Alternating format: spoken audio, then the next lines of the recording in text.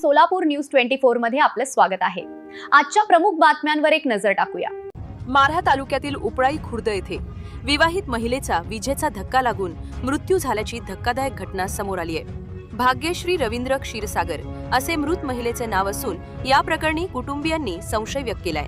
मिळालेल्या माहितीनुसार भाग्यश्री यांचा विवाह 2011 साली रवींद्र क्षीरसागर यांच्यासोबत झाला होता।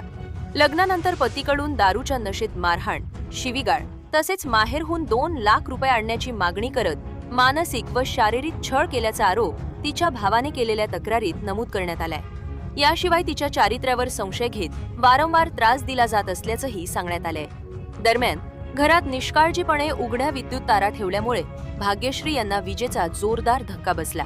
त्या खाली पडल्यानं डोक्याला गंभीर दुखापत झाली आणि त्यातच त्यांचा मृत्यू झाल्याची प्राथमिक माहिती समोर आली आहे। मात्र ही घटना अपघात नसून घातपात असण्याची शक्यता कुटुंबियांनी व्यक्त केली आहे। या प्रकरणी माढा पोलीस ठाण्यात पती रवींद्र क्षीरसागर याच्या विरुद्ध गुन्हा दाखल करण्यात आला असून पोलिसांकडून पुढील तपास सुरू आहे।